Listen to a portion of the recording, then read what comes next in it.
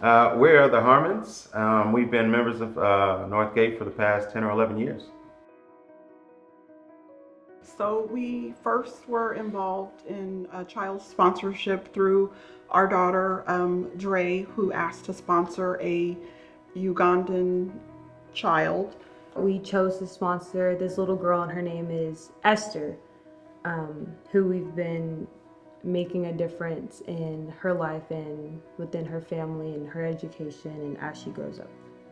I just picked her from the table. I didn't really look. I looked around. I was like, okay, I want to sponsor this one. And I was like, are you sure? I was just like, yeah, I'm sure I want to sponsor her. And then from there, we were just looking more into what goes into a sponsorship because I was so young. I didn't exactly know what really happens. I just know that we might give somebody a goat or mosquito nets. A year into sponsorship, Draymani was about 14 years old and expressed an interest in going to Uganda to meet our sponsored child, and that got the ball rolling.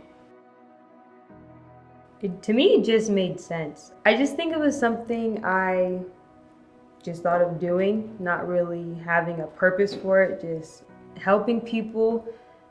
I think being raised a certain way and then doing it naturally and not really thinking about outcomes or, oh, what will I get for doing this? And it definitely, at least for myself, that posed a question. Yeah, we go to church every Sunday, and she goes to her youth group, and I go to we go to classes, stuff like that. But it's like, oh, wait a minute, is there more we could be doing? I was inspired that she was inspired. She had made such a mature decision. Just like that, like she said, with no thought, it just felt like the right thing to do. So we just felt like, yeah, let's do it. We were very excited to see her. She ran from us. She ran, and we didn't see her anymore for that day. So someone brought her back to us, and she ran the second time. So we decided to just leave her alone. And they call us Mzungus.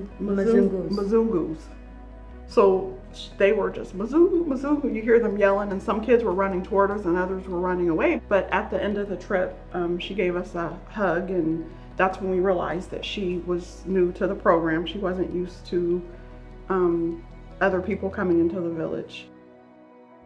When they came back, they started showing me pictures of, I guess there was some tin roof that we had sponsored and helped them put on their house. And when they had gone down there to visit them, and again, this is the father and the family of the young lady that we sponsor, Esther. And so they just kept talking about how he had so much uncontrolled happiness and joy because we had provided some basic necessities for their family. And through those works, he realized that something that he believed in, which was witchcraft, that he found some kind of faith in. He had basically thought he had been forsaken by God, and so that's why he chose to practice that instead. But as our family has been contributing, and not just with money, but also them going down there and physically spending time with them and whatnot, it reopened his eyes to the reality that God is still present, God still cares, and God still loves you.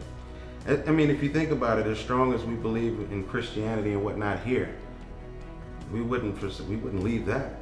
For whatever reason, he felt like he couldn't believe in God anymore and that witchcraft was the way to go. So basically, he forsake his religion, for lack of better terms, and came back to the reality, the truth, the love.